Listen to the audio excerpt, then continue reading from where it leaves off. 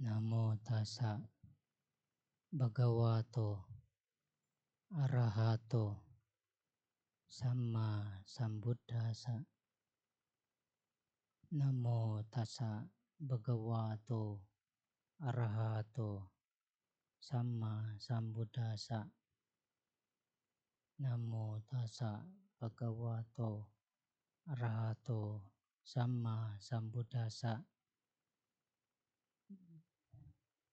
Dhamma hawe rakanti dhamma charinti.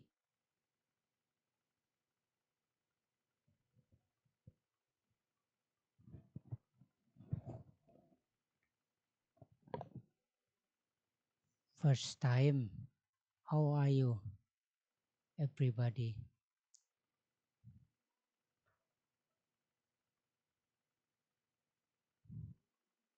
Pertama-tama, apa kabar? Namo Buddhaya.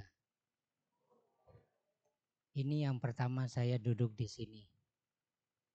Betul ya? Betul? Sebelumnya cuman masuk lihat-lihat dari bawah. Sekarang belajar lihat dari sebelah depan. Terima kasih kepada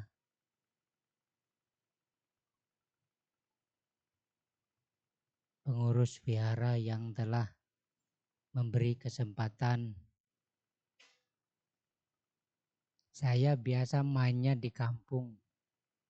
Jadi Bapak Ibu kalau mendengar diksi vocab di kampung, harap maklum. Kita lebih banyak tinggal di desa. Hari ini semoga bisa paham dengan penyampaian Dharma.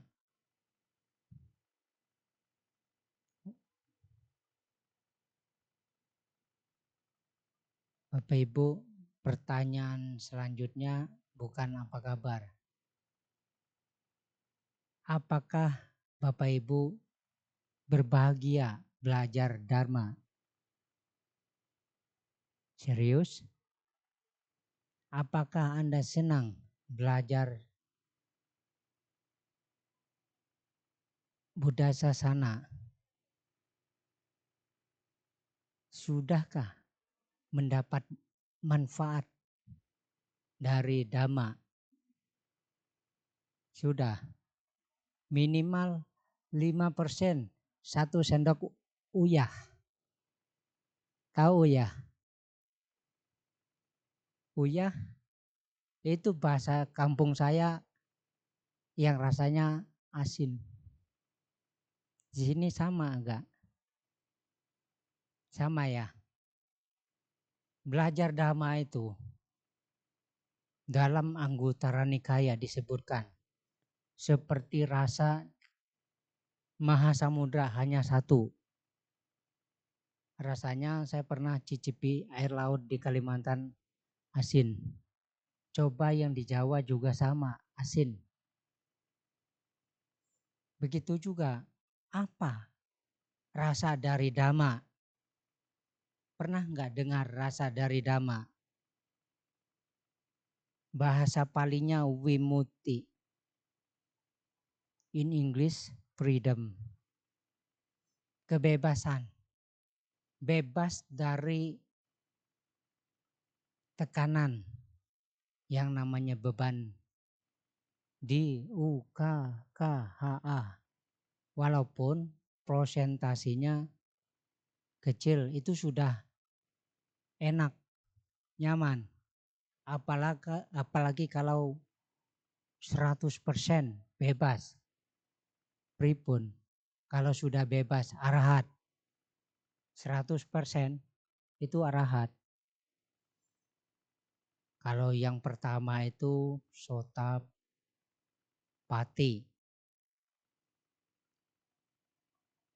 25% Dharma sudah di dalam batin, pemasuk arus, tidak akan mundur. Kalau sudah menjadi pemasuk arus pertama, Bapak Ibu tidak akan mungkin jatuh ke alam dugati. Bahasa Palinya itu alam yang susah. Di bawah alam manusia itu dugati.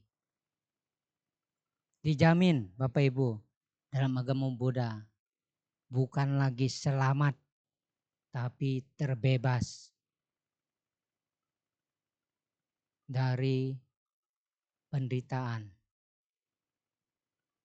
Sekalipun berkali-kali masuk alam surga, itu juga belum ada jaminan terbebas dari duka. Tetapi Dhamma menyebutkan seorang pemasuk arus Sotapati Pala, Magga dan Pala itu tidak akan mungkin jatuh. Bante Kanti Daro sering mengulang-ulang kalimat itu ketika saya menjadi samanera. Kira-kira lumpur lapindo muncrat. Saya tinggal di Dhamadipa Arama. Di mana lumpur lapindo? Itu kira-kira kalau orang tua dulu itu enggak tahu nyebut tahunnya, tapi kejadian alam. Biasanya kasih nama anak juga begitu. Kejadian alam yang diingat. Betul ya? Nah, Bapak Ibu Saudara sekalian, sudah tahu manfaat Dhamma ya, walaupun katanya tadi disebutkan katanya kesucian pemasuk arus yang pertama Sotapana. Sekarang apa indikator untuk menjadi orang yang tercerahkan, orang yang batinnya terang? Indikatornya itu di dalam Asta Arya Magga. Sudah sangat terang. Sama, ada yang tahu sambungannya sama diti. Kalau ditinya sudah lurus atau benar, maka pikirannya, batinnya akan menjadi tentram, tenang, dan bahagia. Selama diti atau pandangan, cara pandang kehidupannya masih belum terang, belum benar, itu sangat sulit berbahagia. Kalau kita melihat suatu persoalan dari sisi cara pandang kita pribadi, maunya yang seperti apa kira-kira Bapak Ibu? Pasti semuanya ini yang dekat perut, namanya seenak. Yang dekat perut namanya di bahasa Jawa ini ya, udel ya. Betul nggak seenak? Pusar-pusar di perut itu udel ya bahasa Jawa. Seenak udel. Seenaknya kita maunya begini. Kalau makan harus apa? Kalau tidur harus apa? Orang ngomong harus bagaimana? Harus cara pikiran saya. Begitu bukan? Apakah cocok dengan orang lain? Bapak Ibu Saudara sekalian yang berbahagia. Menurut Dhamma, samaditi itu patokan dari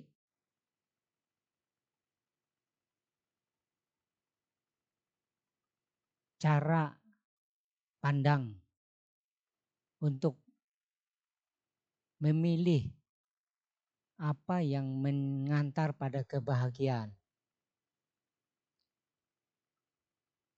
Yang sederhana saja.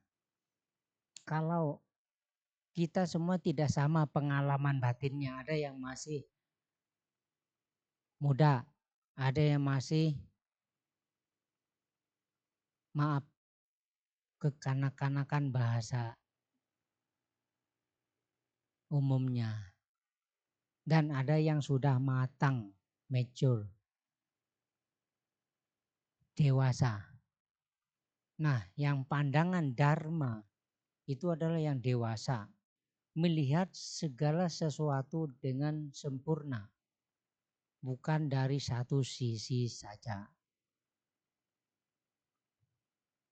Sekarang kita main-main. Contoh. Di dalam Tipitaka ada cerita yang sangat gamblang. Ada yang tahu tokoh yang namanya Kisah Gotami? Ada yang tahu? Kisah Gotami. Segenggam biji lada. Sudah tahu sambungannya? Siapa itu Kisah Gotami?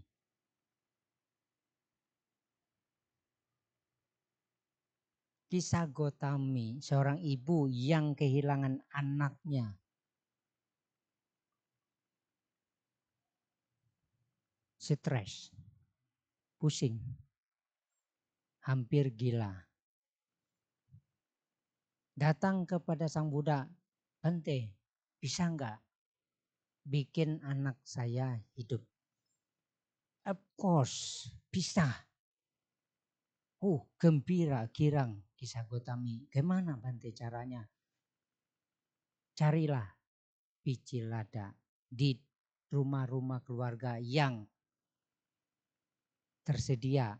Tetapi di dalam keluarga itu tidak terdapat salah satu anggota keluarganya yang telah meninggal. Baik Bante, dari rumah ke rumah Kisah Gotami meminta biji lada.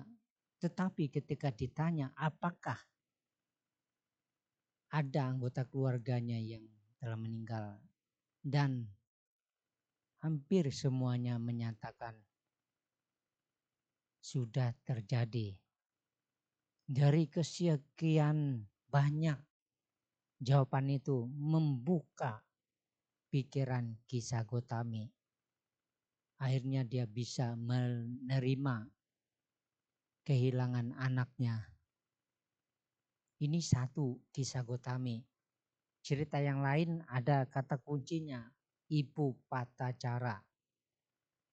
Ada yang pernah tahu atau sudah dengar cerita Patacara? Ini lebih dari satu anak juga kehilangan suaminya. Kalau nggak salah digigit ular suaminya. Terus anggota keluarganya kebakaran, orang tuanya di dalam rumah.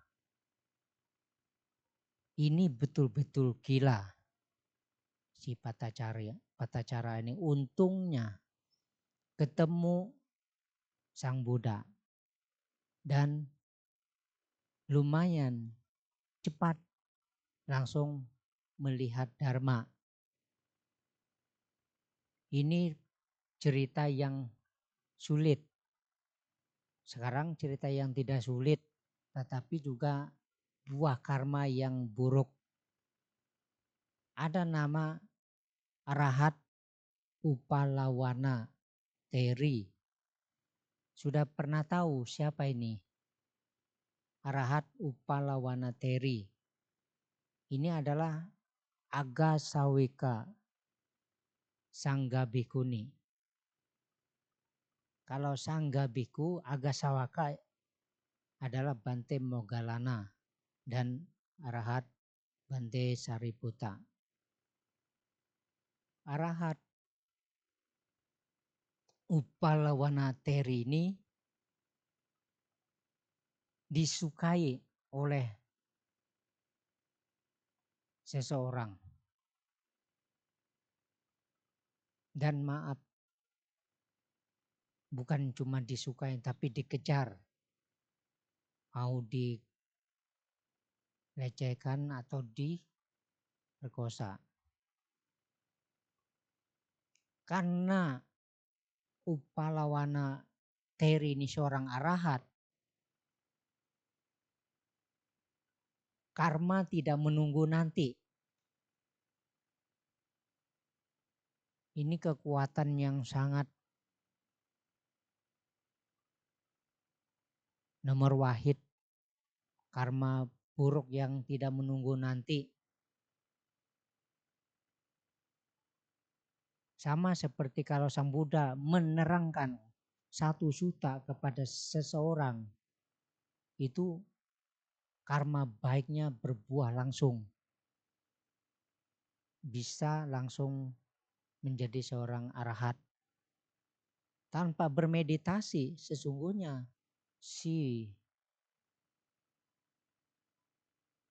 harusnya Ajata satu itu kalau di kelahiran tidak membunuh orang tuanya, saat mendengarkan khotbah Sang Buddha tentang Samanyapala Sutta, itu langsung mencapai kesucian.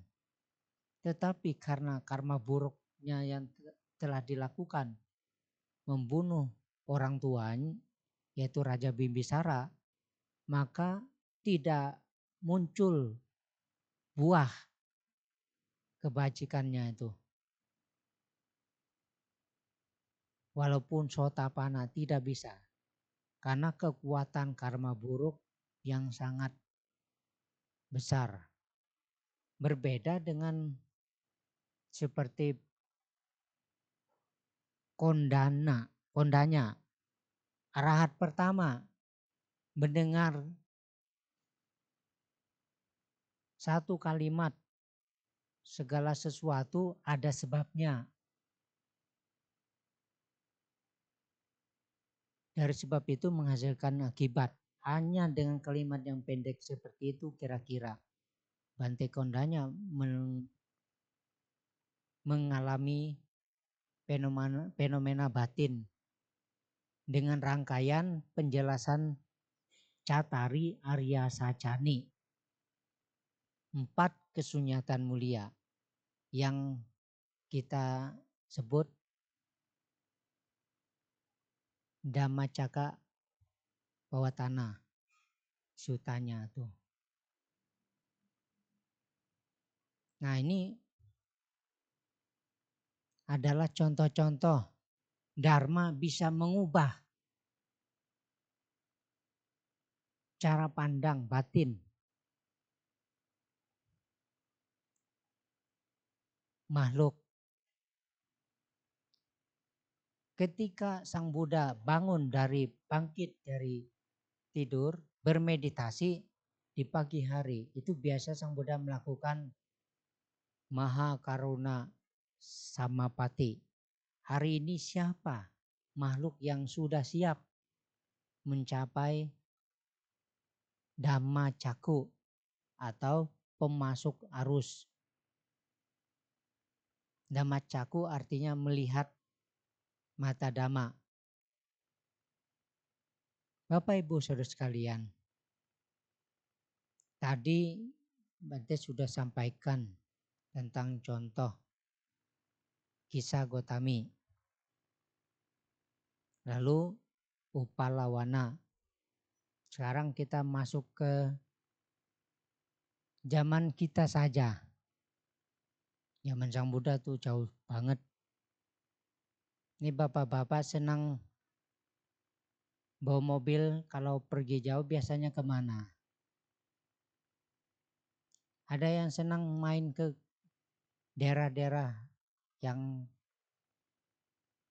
jauh seperti ke gunungan, pasti masuk kampung.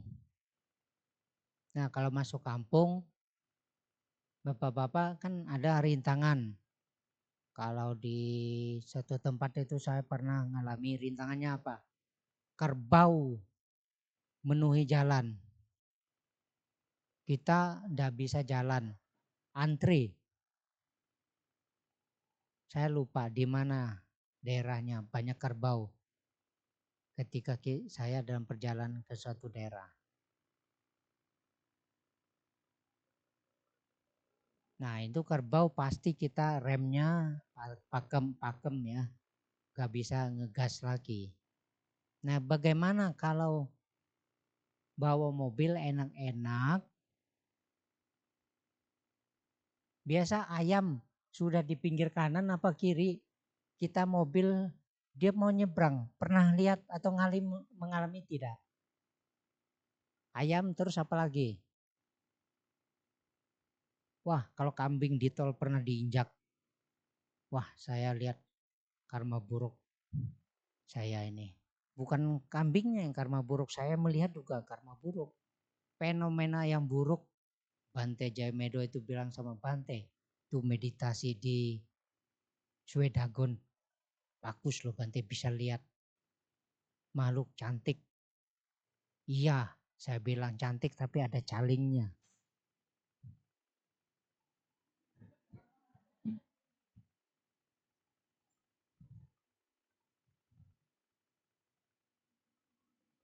Terus disambung oleh Bante Santakito.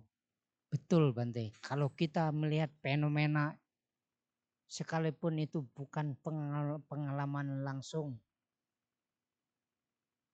lewat indria, kalau batin kita langsung tidak tenang, unhappy, itulah bentuk dari karma buruk berbuah. Oke, saya bilang hore, saya tidak perlu jelasin.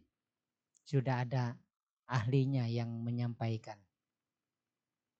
Bapak Ibu, ketika ayam atau kucing harusnya mundur tapi dia malah maju. Akhirnya saya mau ngasih kejutan tapi duluan pintu. Saya mau bilang, duk. Tadi di pikiran saya, di otak saya. Tapi karena sudah duluan pintu, terima kasih pintu. Karena nggak kaget oleh suara saya. Serius, saya mau kasih kejutan tapi sudah dibantu. Kalau kucingnya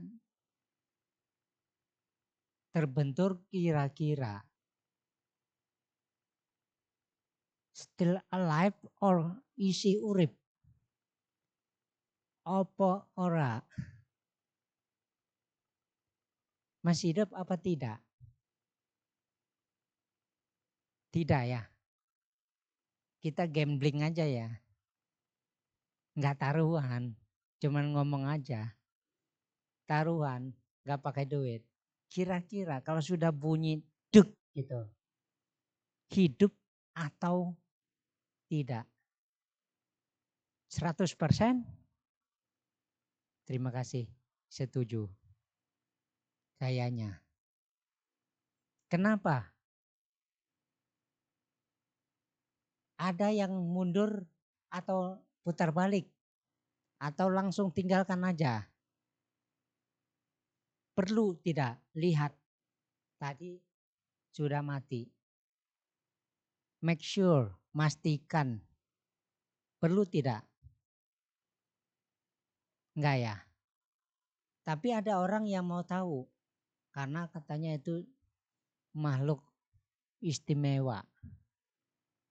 Harus dikuburkan. Ada yang berpikir begitu. Boleh. Sekarang saya kasih satu omongan pengingat. Pernah enggak mengetahui atau mendengar cerita kalau seorang jenderal mati dalam peperangan, tubuh sang jenderal jenazahnya akan dibawa minimal kepalanya diantar pada pimpinan kerajaannya. Pernah dengar itu? Dikembalikan. Saya lamat-lamat ingat cerita itu tentang 3 kerajaan itu raja yang terkalahkan itu dibawa jenazahnya kepada kerajaannya. Untuk apa saudara-saudara? Karena si jenderal itu memiliki kapasitas. Orang terhormat. Apakah para prajurit-prajurit tidak terhormat membela negaranya? Sehingga tidak ada yang dibawa diantar kepada keluarganya atau kerajaannya. Itulah bedanya tiap pribadi. Si Patacara dan Kisah Gotami kehilangan anak anggota keluarganya, menderita Bapak Ibu. Tetapi berbeda dengan Arahat Upalawanateri. Saudara-saudara, Arahat Upalawanateri tidak terganggu sedikit pun. Ditanya oleh biku yang lain, Bante, itu bagaimana Arahat Upalawanateri itu kok sampai mengalami kejadian buruk, dilecehin, mau diperkosa begitu? Apakah dia merasakan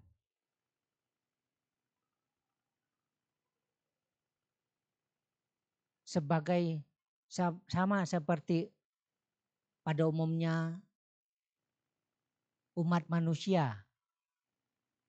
Sang Buddha menjawab, seorang arahat tidak lagi menikmati kesenangan indria-indria. Artinya di situ tidak ada kenikmatan batin. Jadi bedanya orang mengalami kenikmatan atau penderitaan itu terletak pada kualitas batinia. Kalau kita bepergian, kemudian ada barang kita yang hilang.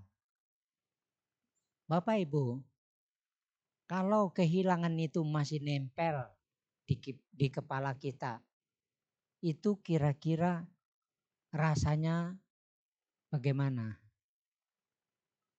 Lega atau sakit? Pripun?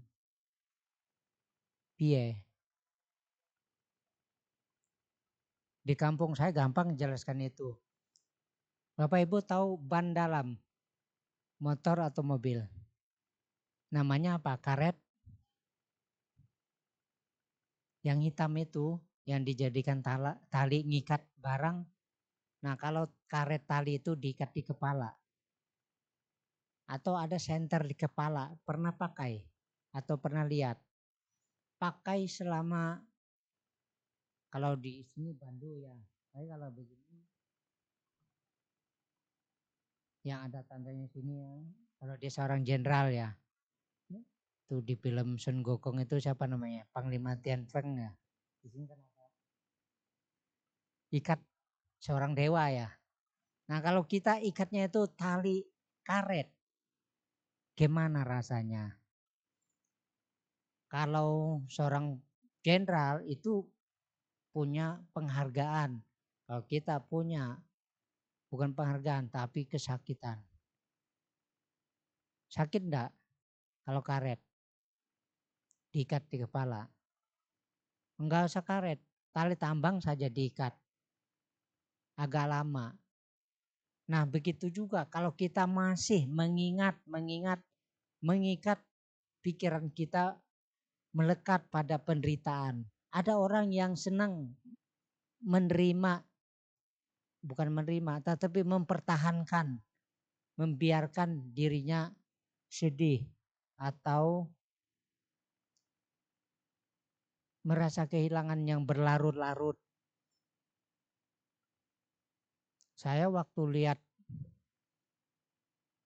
kebakaran hebat langsung bermenung. Pasti yang punya rumah langsung, bahasa kami di Halong itu mandam. Tapi dia tahu bahasa Indonesia mandam. Terdiam melihat fenomena. Itu bahasa kampung saya mandam. Bukan terpesona atau tercengang, terpana. Apa ya bahasa yang pas?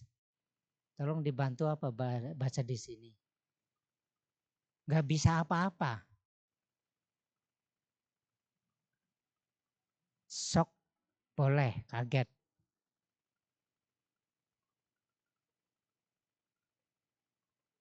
Mau gak mau. Apa boleh bulat. Apa boleh buat. Gak bisa mengembalikan keadaan. Begitu ya. Nah jadi kalau kita masih memiliki kemelekatan yang kuat, siapa yang senang membiarkan dirinya menderita berlama-lama? Pertanyaannya itu saja. Kalau orang belum punya kesadaran yang cukup terang, pasti besok-besok baru ingat. Oh, menerima keadaan itu tidak mudah.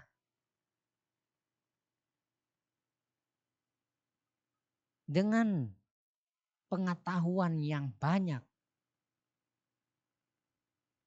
khususnya pengertian dhamma, kita bisa memilih mana yang berharga untuk kita sentuh. Batin kita ini terhubung dengan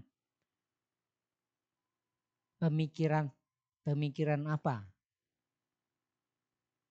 Kesadaran apa yang berharga untuk kita sentuh, untuk kita pegang. Kalau orang yang masih gelap batinnya, biasanya senang membiarkan yang buruk-buruk tetap dalam dirinya. Tetapi orang yang sudah nggak mau menderita, biasanya sadar ini bikin saya susah hati. Dikasih catatan. Kira-kira kalau kita nggak senang sama si A ini Amat atau Amit. Lihat sandalnya saja, kita bisa stres. Betul apa tidak? Pernah ngalamin enggak? Tapi kalau sudah mengerti dhamma, lihat sandal aja kok bisa stres. Kenapa? Muncul enggak pengetahuan itu? Kalau belum sadar, belum muncul. Tapi kalau sudah sadar, wah ternyata yang membuat saya menderita itu adalah kebencian saya ini, kebodohan saya itulah. Jadi yang membuat menderita bukan orang lain, tetapi adalah ciptaan pikiran sendiri. Begitu mengalami pikiran seperti itu, kesadaran seperti itu, berarti dhamma sudah mulai aktif pada batin kita. Kalau masih belum tahu apa yang terjadi, berarti seperti orang mabok atau seperti orang tidur. Orang tidur kalau diancam-ancam bisa marah enggak? Enggak bisa kan? Orang tidur mau suaminya atau anaknya diomong yang apa-apa yang jelek enggak tahu. Gitu juga kalau kita lagi tidak punya kesadaran yang baik, yang bagus. Kalau melihat sesuatu yang baik, itu kita belum tahu, belum tertarik. Seperti itu juga Bapak Ibu, kalau ada nih permata yang berharga di dunia, ada di dalam sungai, tapi sungainya keruh. Bapak Ibu bisa lihat enggak? Ada permata atau emas berlian. Kira-kira bisa lihat tidak? Tidak bisa. Begitu juga analogi yang disampaikan oleh Sang Buddha. Orang yang batinnya gelap tidak bisa menghargai kebajikan, pandangan terang, kemuliaan, ketenangan batin, dan apa yang disebut utari manusia dhamma. Orang-orang yang memiliki kemuliaan hati, yang mencapai kebersihan, itu belum tertarik. Kalau belum punya ketenangan atau pandangan yang terang. Bapak Ibu sudah tahu jhana atau sudah sering menjalankan jhana. Jhana yang mana Bante? JHANNA. Spellingnya itu. Jhana. Duduk meditasi. Konsentrasi pada objek. Tidak ganti-ganti. 2 jam. 3 jam. 4 jam. Sehari. Seminggu. Enggak nyampe Bante. Sejam aja. Boleh. Ditawar begitu. Kalau nggak bisa 1 hari minimal 1 jam mencapai jhana. Apa itu Bante jhana? Batin yang sudah tenang, tidak tergoyahkan. Salah satu untuk sweet mencapai penerangan sempurna Sotapanna itu Siddhartha kecil di umur 7 tahun itu mencapai jhana. Maka di situ ada kejadian Dhammaniyama, yaitu bayangan pohon jambu tidak meninggalkan dirinya. Ketika itu Pangeran Siddhartha mencapai jhana. Nah, pengalaman umur 7 tahun inilah yang diingat oleh Pertapa Siddhartha ketika bermeditasi di bawah pohon Bodhi di Buddhagaya. Nah, dari basic meditasi jhana waktu kecil itulah yang mengantarkan Guru Agung kita Sang Buddha merealisasi, mengalami nirwana.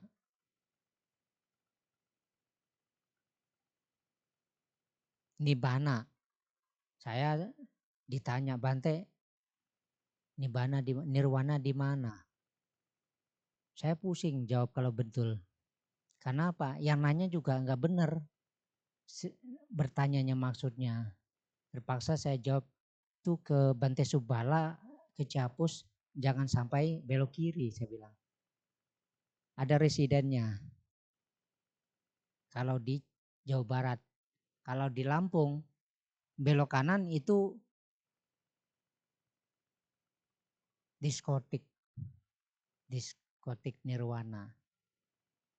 Tapi kalau dia betul bertanyanya serius, saya juga jawab yang betul-betul, nggak main-main. Bapak Ibu, saya suka menjawab mengulas nirwana di rumah duka. Saya bilang kalau ditanya itu, umat Buddha tidak mati masuk nirwana, tapi masuk peti kalau mati. Kalau masuk nirwana itu tidak mengalami kesenangan indrawi seperti cerita-cerita di masyarakat. Ada air terjun mengalir, ada buah yang meranum, kalau dimakan manis. Bukan begitu nirwana, saya bilang. Nirwana itu dari kata nir dan wana. Nir artinya tiada atau tanpa. Wana artinya keberadaan. Artinya tidak terkondisi. Itulah arti nirwana. Nah Bapak Ibu, begitu kita mulai belajar Dhamma, ada perubahan. Dari unhappy menjadi happy berarti sukses belajar. Kalau tidak ada perubahan di kampung, biasanya di pedalaman itu belum punya keyakinan. Kalau ada kondangan, ntar dulu ke wihara. Karena apa? Kondangan jelas dapat rantang, dapat makan. Ke wihara dapat diomeli, dapat ceramah. Itu di kampung. Hari raya juga bisa.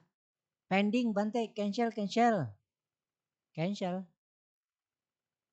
Padahal kita udah pencet enter. Sudah diumumkan Bapak Ibu. Ternyata tidak bisa dilaksanakan. Kenapa? Karena memang belum berubah. Dharma belum meresap ke dalam batin. Nah untung Bapak Ibu serius belajar Dhamma Sasana atau Buddha Sasana dengan baik.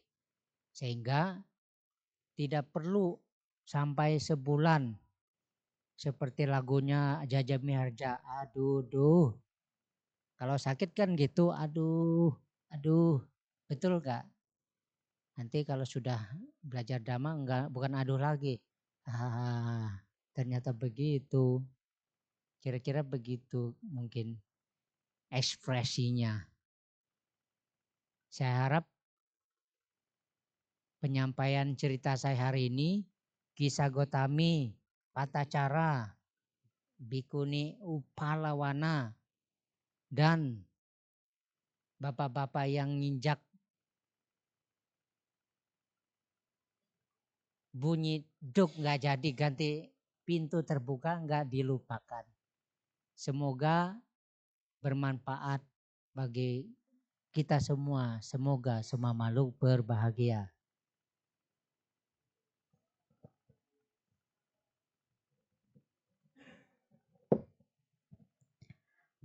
Terima kasih dan mudita cita atas Dhamma Desana yang telah disampaikan oleh Yang Mulia